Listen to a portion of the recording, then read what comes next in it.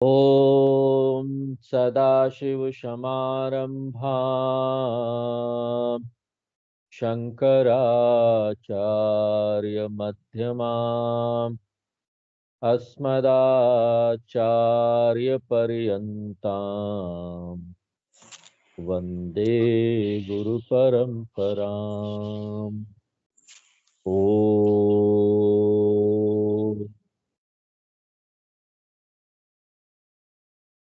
तो भागवत के पिछले क्लास में हम लोग चतुश्लोकी भागवत जी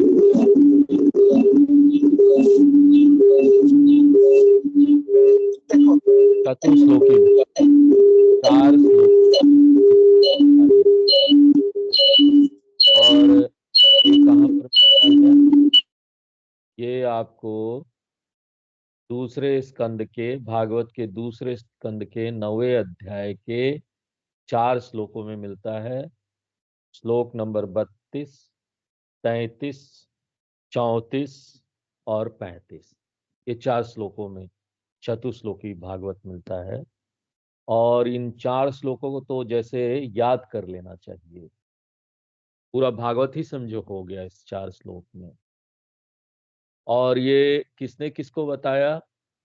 भगवान ने ब्रह्मा जी को बताया। अब ब्रह्मा जी ने इसके लिए 1000 साल तप किया। और यहां तप का क्या अर्थ है? तप यानी मनन करना। अब कोई इतना मनन करेगा तो 4 श्लोकों में तो भागवत समझ ही जाएगा। इतना तपस्या, इतना विचार और इतना मनन अगर होगा तो 4 श्लोक पर्याप्त है। उसके लिए 18,000 श्लोक की जरूरत नहीं।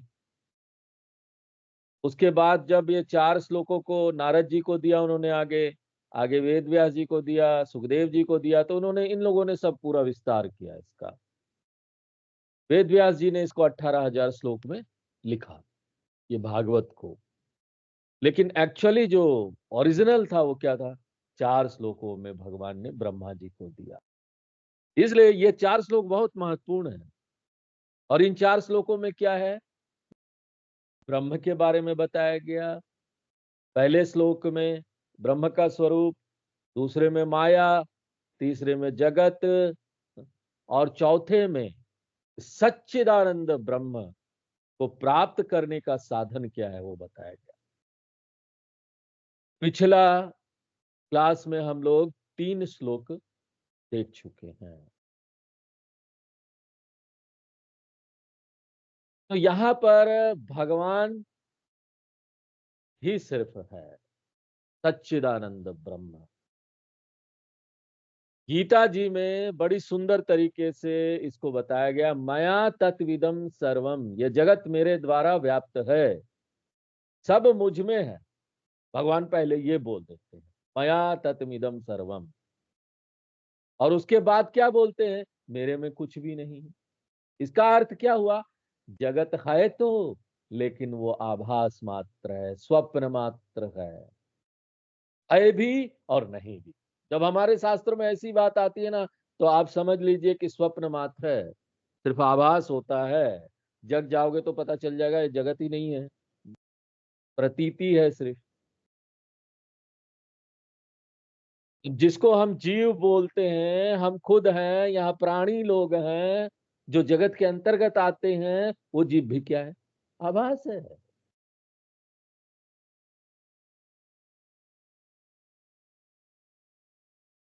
और क्योंकि ये आभास को ही हमने सत्य मान लिया है? क्योंकि आज से तो सत्य माना नहीं है? ये जो मन है ना, ये मन सिर्फ इसी जन्म का नहीं होता। ये मन अपने वासना और संस्कार कई जन्मों के जन्मों से लेकर आता है। ये शरीर हमको यहाँ पर अभी मिला है ना, ये शरीर तो इसी जन्म का है। माँ के पेट से निकला, एक जन्म का दिन है, उसके बाद एक मृत्यु का दिन है, चला जाएगा। इसी जन्म में ये शरीर है, इस शरीर से नाते रिश्ते हैं, इस शरीर से सब सब चीजें हैं, सब आभास है। तो ये शरीर भी इसी जगत में आएगा। जब शरीर भी इसी जगत में आएगा, जीव भी आएगा, तो ये भी आभास मात्र है। और हम इन सब चीजों से यहाँ इतने आकर्षित हो गए हैं, अज्ञान में हमको कुछ पता नहीं, जीवन ऐसे ही जिए जा रहे हैं, इसलिए परमात्मा का भास इस आभास में कहीं नहीं होता। तो फिर क्या करें? क्या साधन है कि हमको ना परमात्मा का ज्ञान हो जाए, भास हो जाए? ये कैसे होगा? इसका क्या साधन है? तो चौथे श्लोक में परमात्मा प्राप्ति का साधन बताया गया है। तो दूसरे स्कंद के 9वें अध्याय का 35 नंबर श्लोक हम लोग पढ़ते हैं। एतावदेव जिज्ञास्यम् एतावदेव जिज्ञास्यम् तत्त्वजिज्ञासुनात्मनः तत्त्वजिज्ञासुनात्मनः अन्वय व्यतिरेकाभ्याम् अन्वयव्यतिरेकाभ्याम् यत्स्यात् सर्वत्र सर्वदा स्यात् सर्वत्र सर्वदा। तो इसकी प्रक्रिया क्या है? अन्वय व्यतिरेक, कुछ जोड़ो कुछ हटा दो। अन्वय यानी जोड़ा कुछ, व्यतिरेक यानी ये नहीं है, नहीं है, नहीं है, नेति नेति कर दिया। इस दुनिया में और कोई जानने योग्य नहीं चीज है, सिर्फ परमात्मा। अन्वय व्यतिरेक का अर्थ है जब घड़ा है तब मिट्टी है, हाँ? ये अन्वय हुआ। होना, हाँ? जोड़ना, हाँ? घड़ा है तो नहीं लेकिन जोड़ दिया हमने, घड़ा नाम दे दिया, रूप दे दिया। और जब घड़ा नहीं है तब भी मिट्टी है, घड़ा को नकार दिया, नहीं है। समझ में आ गया कि बड़ा घड़ा, घड़ा तो भैया है ही नहीं, जो है मिट्टी है। आप देखिए थोड़ा ध्यान से, बड़ा आसान चीज है, समझ में आ जाएगा। घड़ा को देखिए, हाँ? क्या है वो? मिट्टी है।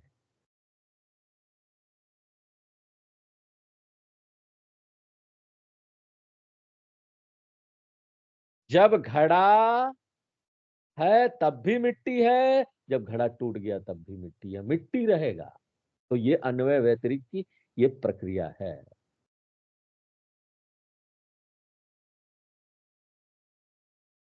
कुछ जोड़ा कुछ निकाल दिया, समझाने के लिए जोड़ दिया फिर निकाल दिया।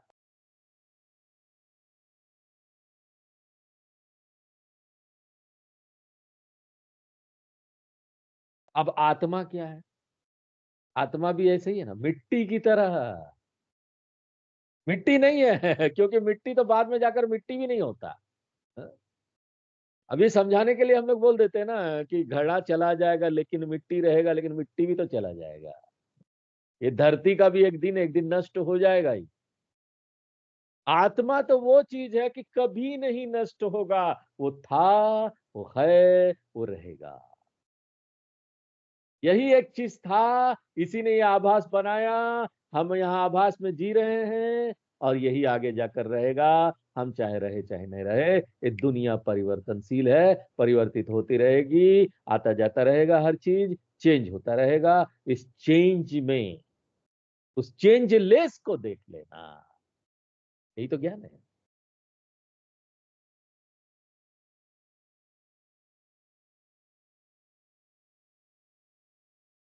और इसके लिए तो हर दिन का हमारे पास उदाहरण है, भगवान ने बड़ा अच्छा हमको उदाहरण दे दिया है।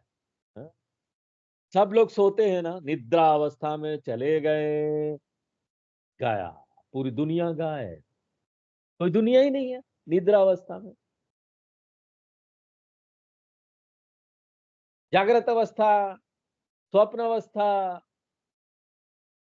जागृत अवस्था में है तो ये दुनिया है, स्वप्न अवस्था में गए तो स्वप्न अवस्था की दुनिया है, वहां अलग दुनिया हो गई।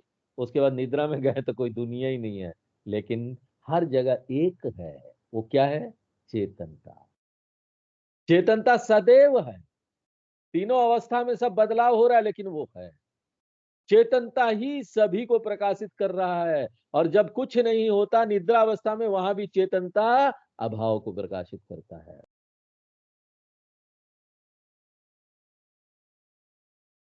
आप पूरा भागवत पढ़े न पढ़े, इन 4 श्लोकों को ना प्रतिदिन पढ़ते रहना चाहिए, इनको याद कर लीजिए। तो इस प्रकार भगवान नारायण ने ब्रह्मा जी को यह ज्ञान दिया। आगे इसका विस्तार आएगा, चिंता मत कीजिए, पूरा भागवत ही यही है। तो इन सब चीजों का और विस्तार आएगा, और इसके पश्चात ही ब्रह्मा जी पूरी तरह से सृष्टि कार्य करने में समर्थ हुए, और उसके बाद यह ज्ञान उन्होंने नारद जी को दिया। सुखदेव जी परीक्षित जी से कहते हैं, तुमने पूछा था कि नारद जी ने यह ज्ञान किसको दिया, तो नारद जी ने यह ज्ञान मेरे पिता वेद व्यास जी को दिया, और पिताजी ने मुझे दिया। यही भागवत पुराण है। कैसे आया देखो भागवत पुराण। अब प्रश्न उठता है कि इस भागवत पुराण का विषय क्या है। बहुत महत्वपूर्ण, क्या विषय है जो हम लोग देखने जा रहे हैं। सर्वप्रथम इसमें अधिकारी का निरूपण है। कौन इसके अधिकारी? परीक्षित जैसा व्यक्ति होना चाहिए भागवत सुनने के लिए। तो पहला स्कंद जो है ना, अधिकारी स्कंद है, और उसके बाद साधन के बारे में बताया गया। तो दूसरा स्कंद जो है ना, वो साधन स्कंद है। तो क्या है? अधिकारी तो हमने देख लिया। अब भागवत पुराण के 10 विषय क्या है? तो आइए इसके लिए हम लोग श्लोक आगे का पढ़ते हैं। दूसरे स्कंद के 10वें अध्याय का पहला श्लोक। इसमें 10 के ये भी श्लोक याद करने लायक। अब क्या बताए, सारे ही श्लोक जैसे अच्छे अच्छे इतने मिल रहे हैं कि सब याद करने लायक जैसा रहता है ना। तो पढ़ते हैं। श्री शुक उवाच श्रीशुक उवाच अत्र सर्गो विसर्गश्च अत्र सर्गो विसर्गश्च स्थानं पोषणमुतयः पोषणभूतयः मनवन्तरेषानुकथा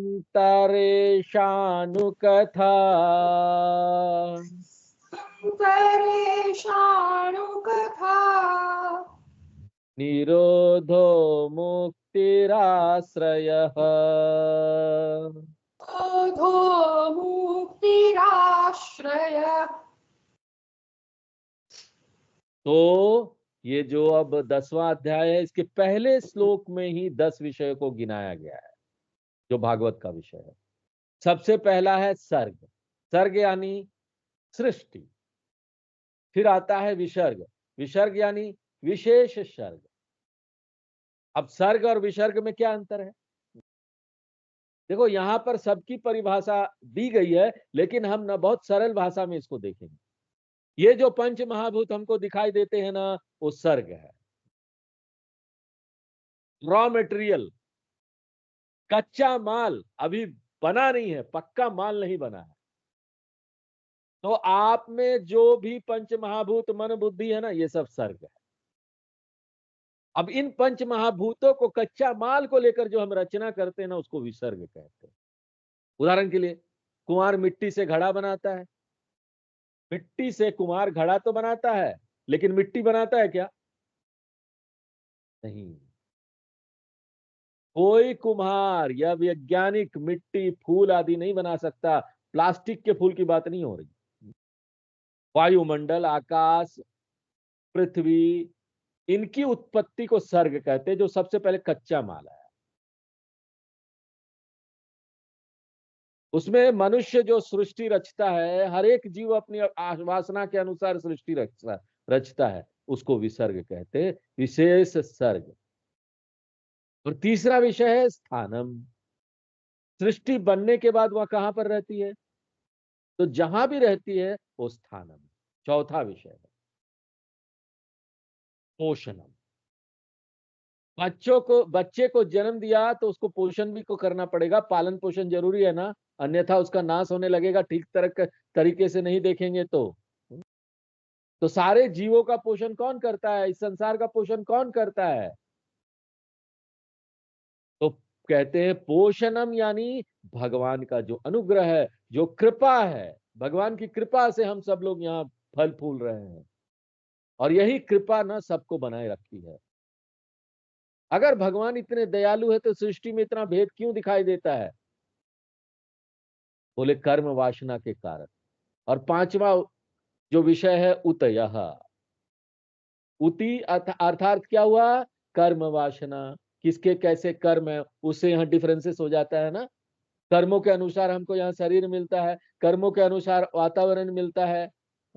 कई देखिए बच्चे बचपन से सारा शरीर उसका अच्छा है, कई बच्चों का होता है कि बचपन से पता चला एक हाथ ही नहीं है, कुछ समस्या है शरीर में। तो क्यों होता है? कर्मों के कारण होता है, जो पिछले जन्म से आ रहा है कर्म। एक व्यक्ति को एक अमीर घर में पैदा होता है, वो बचपन से चांदी का चम्मच में खाना खा रहा है, बर्तन में खाना खा रहा है। और दूसरा व्यक्ति है, अरे मुश्किल से एक टाइम का खाना भी मिल पाता है उसको, ऐसा वातावरण उसको मिला है, कर्मों का फल है। एक व्यक्ति है ब्राह्मण के घर पैदा हुआ, जहां पर वेदों का पाठ हो रहा है, या ब्राह्मण नहीं भी तो किसी ऐसे घर में, साधु संतों के घर में पैदा हुआ, हाँ, जहां पर सत्संग सत्संग हो रहा है। और एक व्यक्ति ऐसे घर में पैदा होता है जहां उसको सत्संग मिलता ही नहीं है, भौतिकवादी जीवन जी रहा है। ये सब जो अंतर होता है ना, कर्म वासना के कारण होता है। उतयः, उति अर्थात कर्म वासना। और इसके बाद छठा क्या है? मनवंतरः। एक मनु के शासन काल को मनवंतर कहते हैं। जैसे अपनी सरकार का शासन काल 5 वर्ष का होता है ना, एक मनु का शासन काल 71 से कुछ अधिक महायुगों का होता है। आगे हम इसका विस्तार देखेंगे कि महायुग क्या है, मनवंतर क्या है। अभी इतना समझ लीजिए, मनवंतर ये एक विषय है, छठा विषय। उसके बाद सातवां विषय क्या है? ईशानु कथा। ईशानु, ईश्वर की कथा, भगवान के भिन्न भिन्न अवतारों की कथा, ये भी मिलने वाला है आपको। और आठवां क्या है? निरोध। निरोध का अर्थ है प्रलय। यदि सृष्टि हुई है तो प्रलय तो होना ही चाहिए। सृष्टि चलती ही रही तो क्या होगा? अगर आपको नींद ना आए तो क्या होगा? सब गड़बड़ हो जाएगा, कोई काम ही नहीं हो पाएगा। नींद होना जरूरी है। केवल काम करते रहो और नींद ना आए तो देखो ये जो नींद है ना, रोज का प्रलय है। हम सो जाते हैं ना, प्रलय हो जाता है, कुछ भी नहीं रहता, शरीर भी नहीं रहता, दुनिया भी नहीं रहती। उसी प्रकार ये पूरी दुनिया को कैसे देखो,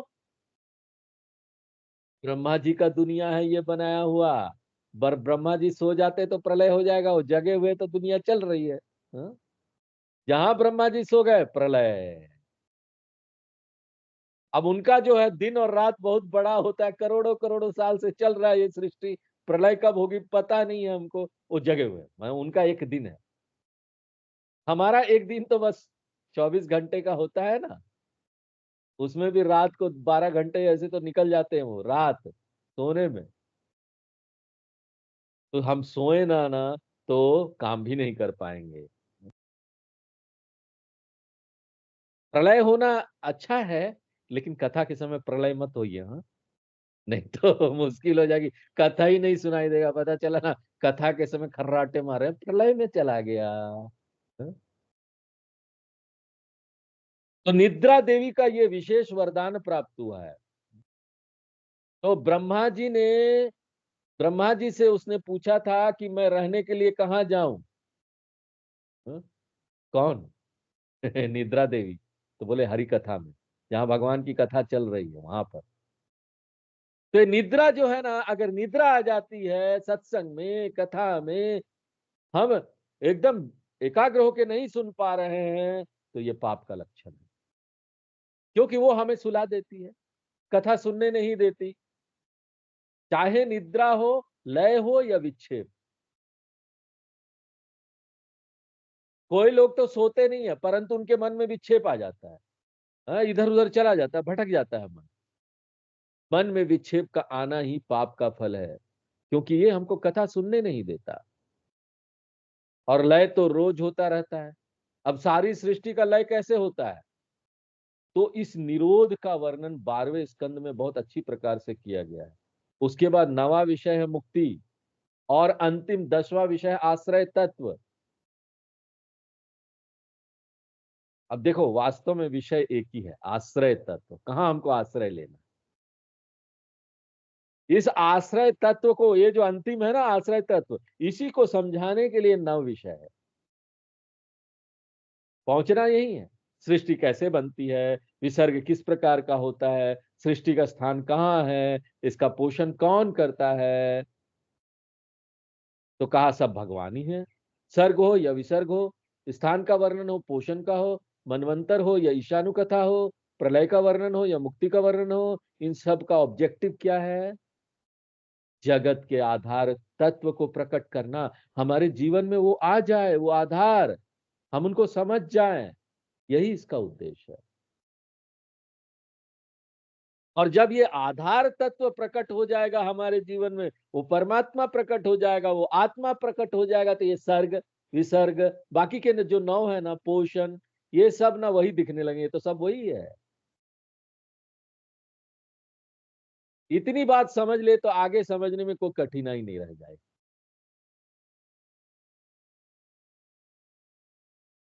देखो, इसको समझने का एक तरीका होता है, और वो कौन सा है? भले ही सृष्टि का वर्णन समझ में आता हो या नहीं आता हो, आप स्वयं अपनी दृष्टि से वर्णन करें। एक स्थान पर चुपचाप शांत बैठकर सोचे, कल्पना करे। अपना मनन करना बहुत जरूरी है, सिर्फ सुन लेना पर्याप्त नहीं है। अपना विचार करना, अपना मनन करना बहुत जरूरी है। उसको अपना ज्ञान आपको बनाना है। बैठिए एक जगह शांति से, जो सुना है उसके ऊपर विचार कीजिए। तो कल्पना की सृष्टि हुई ना। कल्पना करो, एक सर्ग हुआ, हाँ? अब इस कल्पना से दूसरे अनेक कल्पना होती है, फिर विसर्ग हुआ। अब इस सर्ग विसर्ग सृष्टि का स्थान कहां था? कल्पना किसने की? आपने। फिर दूसरी अनेक कल्पनाएं किसने की? आपने। तो उसका स्थान कहां था? कल्पना कहां कर रहे हैं? अपने मन में कर रहे हैं। कल्पना का पोषण किसने किया?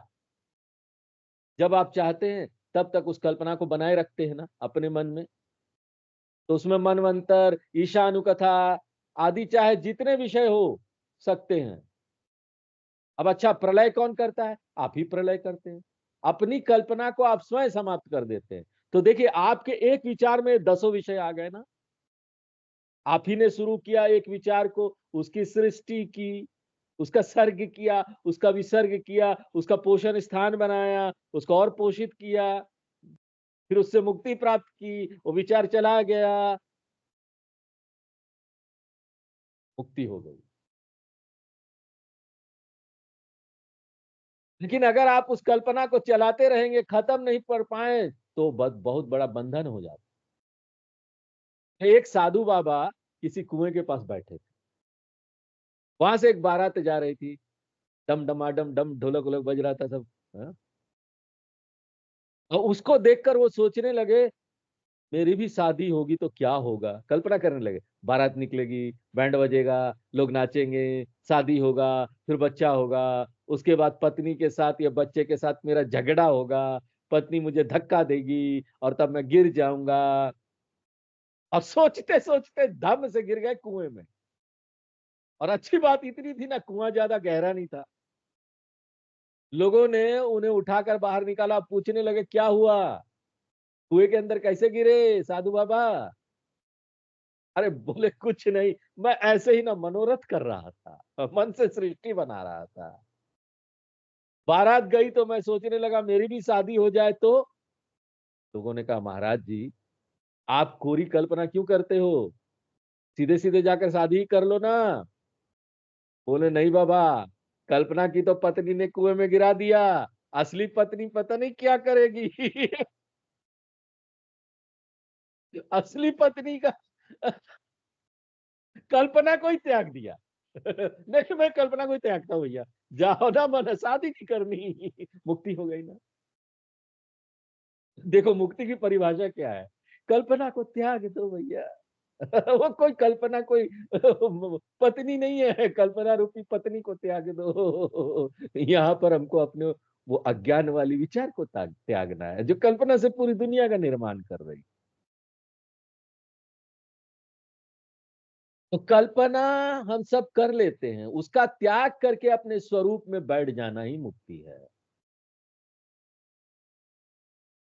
इसलिए घबराइए मत, कितना इतना विषय बता दिया, ये क्या है? ये आपकी कल्पना ही तो है। 10 विषय, आपकी एक कल्पना, केवल एक ही है। देखो यहाँ एक विशेष ध्यान देने योग्य बात, परीक्षित मरणासन था, अब उसे इतनी सब चीजें क्यों जाननी थी? तो बोले भैया ये इतनी सारी चीजें नहीं है, सारे प्रश्न तो परमात्मा से ही संबंधित है, उसको बताने के लिए है ये, अन्वय है, बाद में व्यतिरेक कर दिया जाएगा, है ना? जोड़ो, इतना सारा सर्ग विसर्ग ये सब जोड़ दिया, इतना विषय, उसके बाद बोला भैया ये है तो यही आश्रय स्थान और कुछ नहीं है। सृष्टि का वर्णन जो करते हैं वो सृष्टि के लिए नहीं है, वो बताने के लिए कि सृष्टि इतनी विशाल और विचित्र है तो किसने बनाया होगा, परमात्मा कैसा होगा, यही आपके मन में विचार को जागृत करने के लिए, यही दर्शाने के लिए, ताकि आप मुक्त हो सके। तो दुनिया में इतना जो ताम झाम चल रहा है ना, उसका उद्देश्य एक ही है, आपको मुक्ति प्राप्त हो जाए। जब हम यहाँ पर कोई यूट्यूब में, फेसबुक में, कहीं पर भी कुछ गाना वाना देखते हैं, कोई वीडियो देखते हैं, रील देखते हैं, तो उसको सुनते सुनते जो बोल रहा है या गा रहा है, ध्यान उसकी तरफ चले जाता है ना।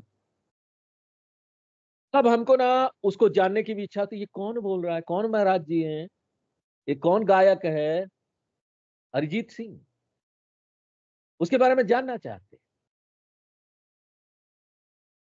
कि ये कौन है। तो इसलिए जब ना देखिए बूढ़े लोग होते हैं ना, वो सब ये सब इंटरनेट वगैरह देख रहे थे ना, देखते अपने बच्चों को देख रहे, पूछते रहते कौन है कौन है, बूढ़े लोग कौन दौड़ रहा है। तो सिर्फ देखने मात्र से उसे जानने का मन होने लगता है। इसी प्रकार जब सृष्टि को देखते हैं ना, इतना सब फैलाते हैं ना, अन्वय करते हैं ना, तो सृष्टिकर्ता कौन होगा, ऐसा विचार मन में आता है।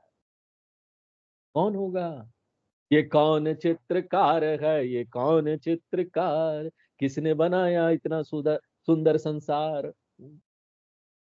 तात्पर्य यही है कि सृष्टि के वर्णन का मूल उद्देश्य परमात्मा को दर्शाना ही है, यही नहीं, वरन जो विसर्ग, स्थान, पोषण, मनवंतर, ईशानु कथा है, वे सब भी भगवान को दर्शाने के लिए है। हाँ? और इसके बाद सुखदेव जी सृष्टि की रचना का वर्णन करते हैं और फिर कहते हैं ये सृष्टि केवल शब्द मात्र है, परमार्थ नहीं है, शब्द मात्र। वाचारंभनम नामधेयम, बोलने के लिए है, लहर, जल, वास्तव में तो केवल परमात्मा ही है।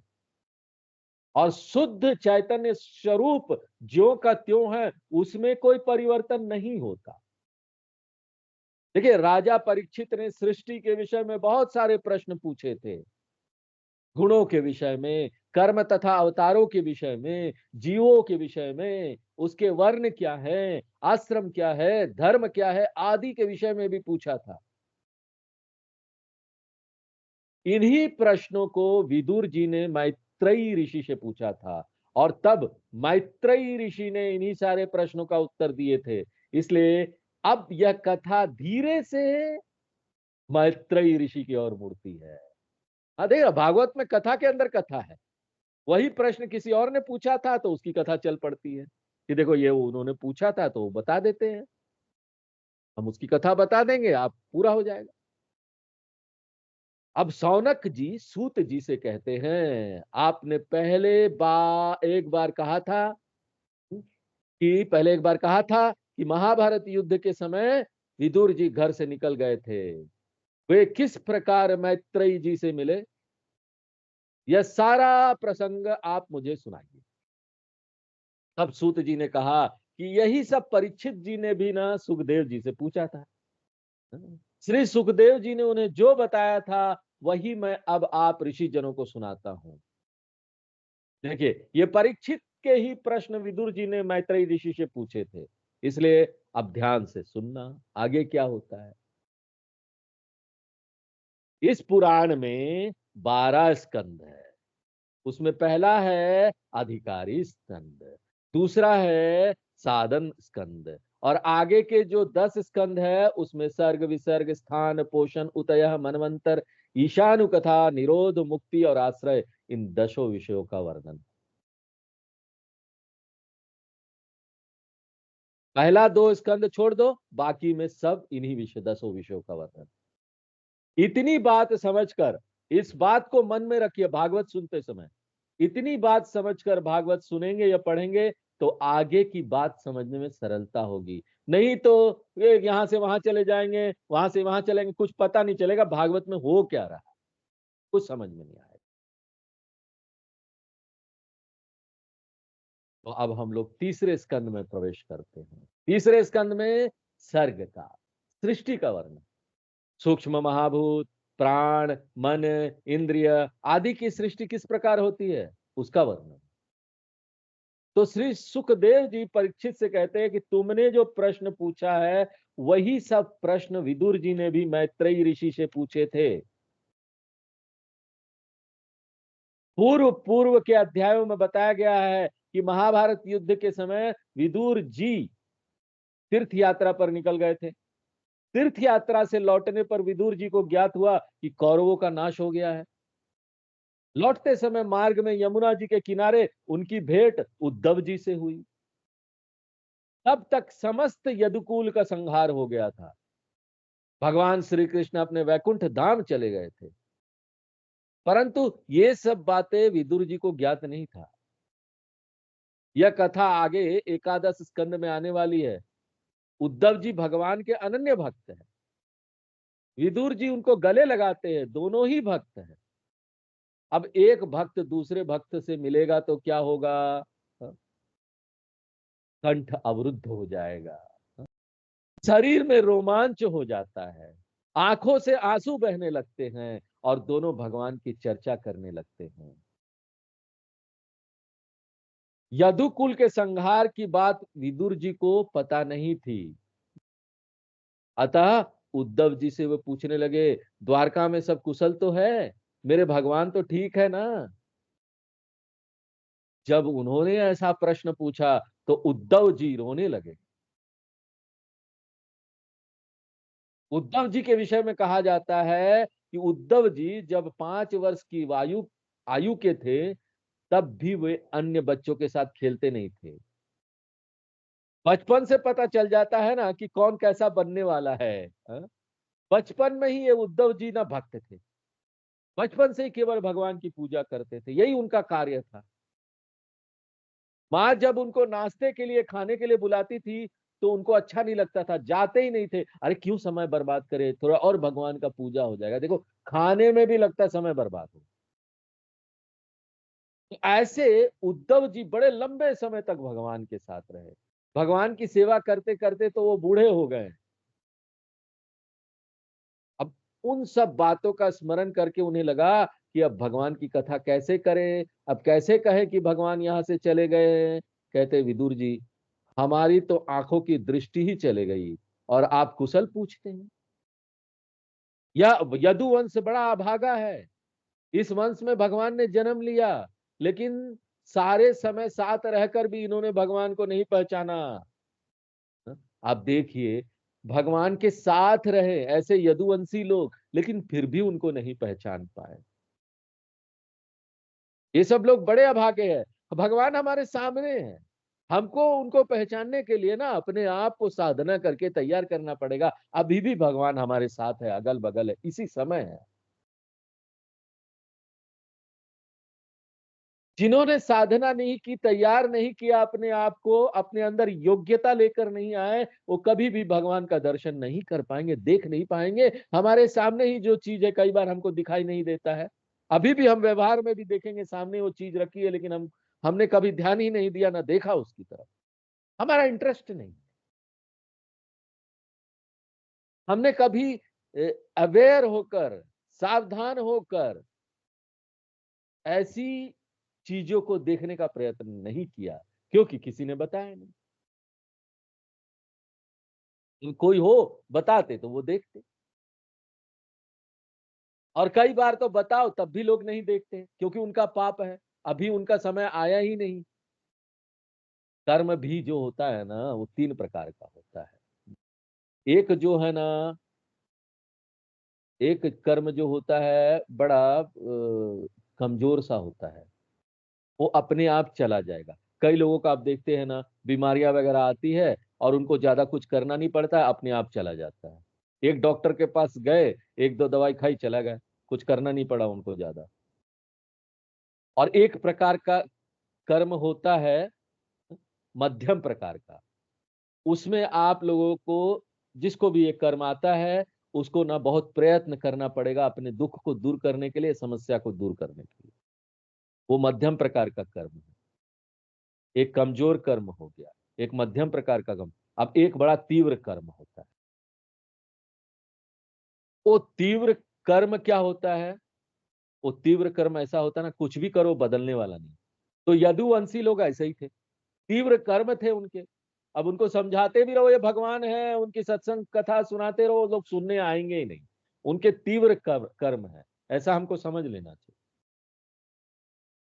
अब तकनीकी भाषा में अलग इसको नाम दिया जाता है, हमारे शास्त्रों में अलग अलग नाम दिया गया है। दृढ़ा कर्म, दृढ़ा जो बहुत दृढ़ है, बदलेगा नहीं। एक दृढ़ा अदृढ़ा होता है, जो ना मध्यम प्रकार का है, थोड़ा मेहनत करेंगे तो आप बदल जाएगा। कुछ प्रायश्चित कर्म कीजिए, अच्छे कर्म करने लगिए, तो वो कर्म जो है ना आपके कट जाएंगे। और एक होता है अदृढ़ा, जो इतना दृढ़ नहीं है, कमजोर है, तो आराम से चला जाएगा, कुछ करो चाहे नहीं करो, अपने आप चला जाता है।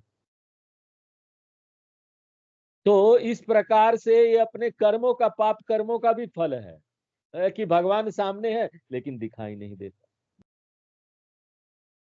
और हम उसके लिए तैयारी भी नहीं करते। हमारे मन में कोई इंटरेस्ट भी नहीं आता कि हमको तैयारी करना चाहिए, इसके लिए जानना चाहिए। ज्यादातर लोग देखिए ना, संसार में ऐसे ही जी रहे हैं।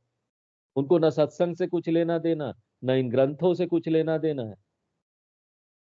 जिसमें भगवान के बारे में बताया जा रहा है। वो ऐसे लोगों को आप पहचान कैसे लेंगे? थोड़ा भगवान का नाम लीजिए ना, वो कोई भीड़ में, समूह में 3-4 लोग है, थोड़े भगवान के बारे में बताइए, वहां से भागने लगेंगे लोग। जिनका कर्म अच्छा नहीं होगा ना, दृढ़ा कर्म होगा, देखेंगे वो भाग खिसक लिए। दृढ़ा कर्म है इनका, खिसक लिए ना, भगवान का नाम सुनना ही नहीं चाहते। हं? चलो भाई, भागवत के 10 विषय और आगे और हम क्लास में देखेंगे, आगे इसका विस्तार कैसे होता है। आज यही विराम देते हैं।